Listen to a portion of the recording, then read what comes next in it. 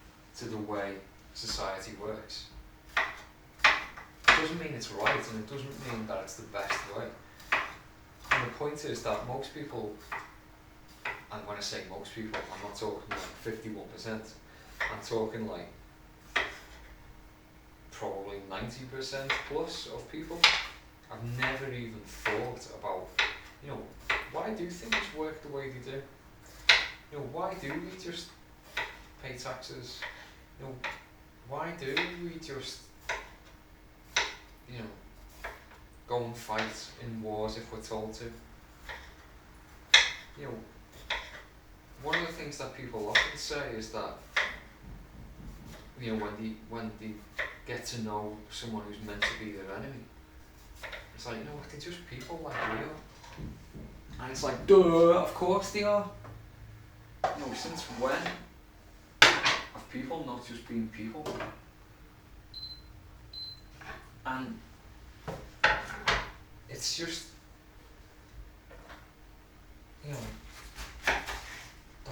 the whole manipulation of discourse and opinion, and it's right at the heart of how this whole thing works. So you might ask yourself, so where does Fran, you're always going on about taking responsibility, and how does that help? How will that help change what's going on in the world? And the thing is, you might think that you can't stand up, you can't change anything. But another thing that people, another famous phrase that gets bandied around is like, what if we had a war and no one showed up? And it might just sound like, a throwaway sort of thing to say, but it's not. What if they decided to, the state said, right, we're going to do all this, and everyone just said, no, not today. No thanks. I'm not doing that today. And it's the same with everything, like there's the farmers' protests at the moment in the UK and stuff. And like you think, what good does protesting do? But what if the people just said, we're going to support the farmers, this isn't happening, and just, withheld their income tax, or, just, didn't go along with everything, because that's the point, isn't it? Society only sort of happens because everyone goes along with it.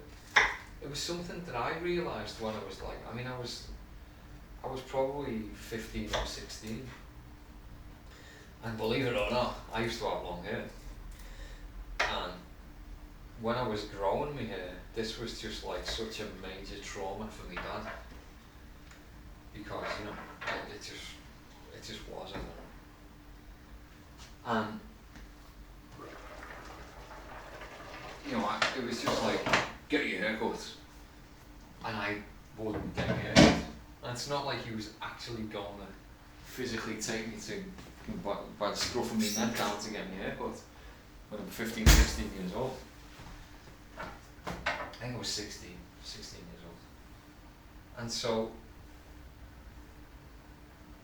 I remember like my mum was like concerned, because this was getting, it never got violent or anything like in terms of, I never felt like he was actually going to really make me. But that's the point, you see, because I think that he would have. It was like pushing it, let's see, you've got to do this, because for all the previous years of my life, if my dad had told me to do something, I'd do it. And what was I going to do? And it was just something that, to me, was just like, hold on, we're only talking about, I'm not asking for a tattoo on my face, I'm just asking to not get my hair cut. In fact, I wasn't even asking, I was just not getting my hair cut. And so that's why it was a problem. But going back to what I was, what I realised was the only reason that, you know, that like I was, a teenager, 16 years old, and it was only the fact that I would go along with the house rules that, we all lived, we could all like live happily together. But we got past the point where I was only doing stuff because I was threatened, because I was scared to. I was scared to not do it. So, I remember saying to my mum, I'm only doing all this. You only get to like tell me what to do because I consent to it. But if I didn't, then it'd be a big problem because you could literally not stop me. By the time I was 16, I was bigger than my mum anyway. So, and I was taller than my dad, like, so, but it's, I was never going to like violently rebel against my parents. I didn't live in any kind of tyranny. It was just that I wanted to grow me along because I was into metal, and that's just what I wanted to do. And to be honest, if I wasn't bald, I'd still have long hair because I think it's great. But anyway, I figured it out for myself. I don't know if society will ever figure it out, but there aren't more policemen than people. There aren't more officers. I don't think the army's probably smaller than the police force. So, we don't need to go along with all this nonsense. And it's one of the things that Michael Mann brings up all the time, is the fact that to actually like make any significant change in society, you don't need a majority. Like you never have. Majority, although it'd be nice, but most of the people just go along with stuff. They just do. Or like even people went, like the American War of Independence.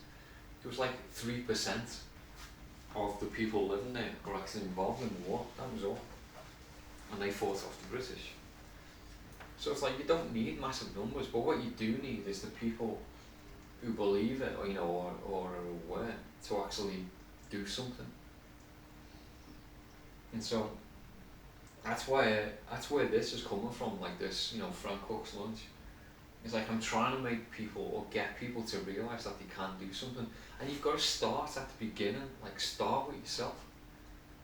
Because until you've got yourself under control, and and you're happy with yourself, until you've got some kind of, self-love, then you're in no position to order anyone else about or even talk about, how you think everything should work.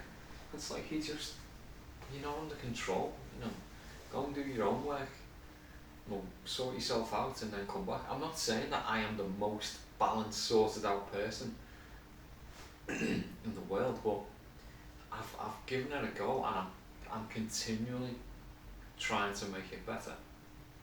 So I'm continually like, that's why I eat healthy food, and that's why, because it's only by getting yourself like under control that you're in any position to actually be productive in society. I can only, I like to think that I'm a good parent. I'm at least an okay parent. I'm not like, I'm not tyrannical, and I try my best to be balanced, and even, I just want to lead by example, and that's what I'm trying to do here. In some sense, not that I want to lead anyone at all, but I mean, I'm just like trying to, sow some seeds, and like show that it is possible. You don't need to throw away everything, all the fun in your life just to get healthy, but it's worth it. My whole health thing can be like summarized in I walk for an hour a day. That's it. I've got a dog, so I take the dog out for an hour a day. So I walk more than that because that's just in the morning. I have like a healthy regimen of food. Like, so I'm not saying that this is the way everyone needs to eat, but I'm just saying, eat in a conscious way. So I like eat low carb. No, I don't eat low carb at all. I eat slow carb, which is something that you can find on the web. It's Tim Ferriss is all about that. I mean, he's all about that until he isn't, because that's the way his mind works. Is he'll find things will work. He'll find other things. He'll do whatever. But right now, for me, it's working absolutely great. I love the food that I eat. And I have one day a week. I just eat what I like, which is the Saturday, and it's just good. But the thing is, it's like Sunday I feel terrible, and so I often wonder to myself, how do people live like this? If you eat crap, you feel bad.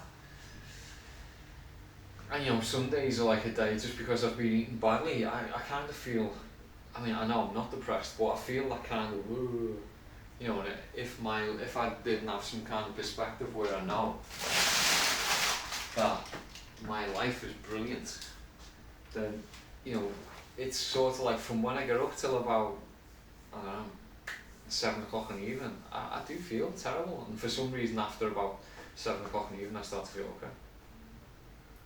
But it's,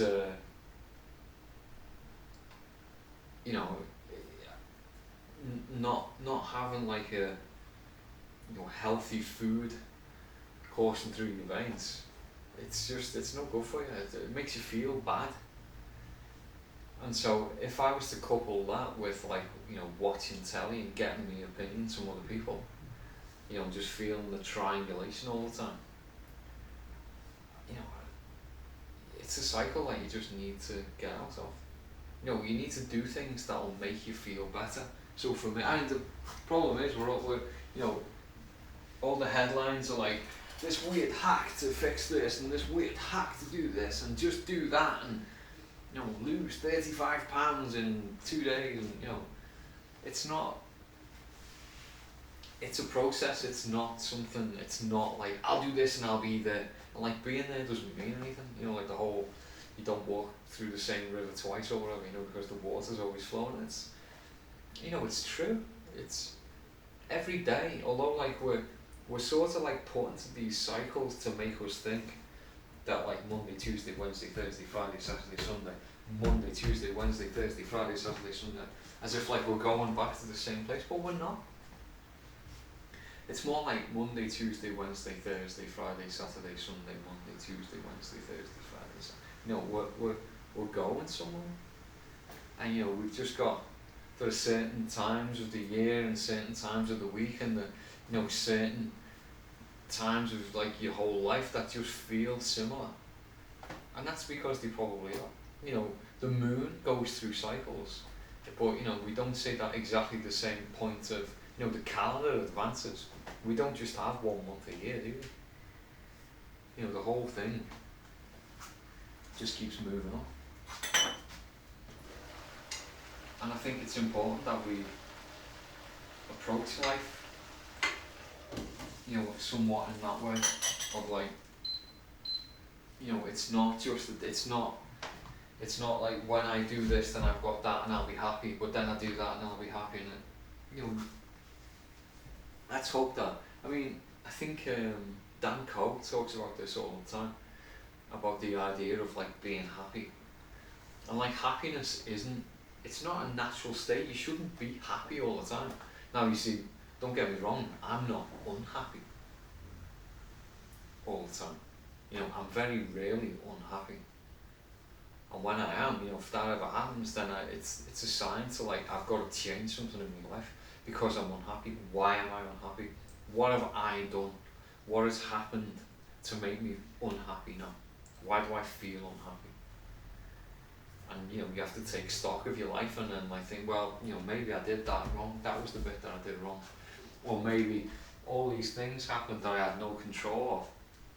But if I had have, in the future, if certain uncontrollable things happen, I'll be in a better place. I won't be as exposed. I won't be as fragile to circumstance or whatever. You know, and that's, you're only going to get there if you're not in this whole woe is me, oh, why did this have to happen to me type of thing. So, I think the thing that I'd like the takeaway to this is, you know, to try and be aware of when things move you like away from a point of like balance and serenity, and you know, you're not going to make good decisions if you triangulate it. You know, and that's just, I mean, that's something that I can't, you know, I know, and I've always known that. You know, I think we all know that, you know, you're not, it's not in, I mean, the whole reason that you don't, you know, so I'm an anarchist and I don't believe in the state, but I believe in justice. And I do think that there should be some kind of justice system so that people who are the victims are not, you know, trying to just, what they call justice, but will just be vengeance. Because you're not in a good place. You know, the whole eye for an eye and the whole world is blind type of thing. You know, it's true. You know, you can't do things and take actions and plan your life if you're like perturbed, if you're off balance, if you're triangulated. And we shouldn't try to. And so, you know, that's just, you know, what today's talk is about. So, you know, I've written this ebook, the 30-day Dad Bod Buster Diet, Dad Bod Buster Challenge.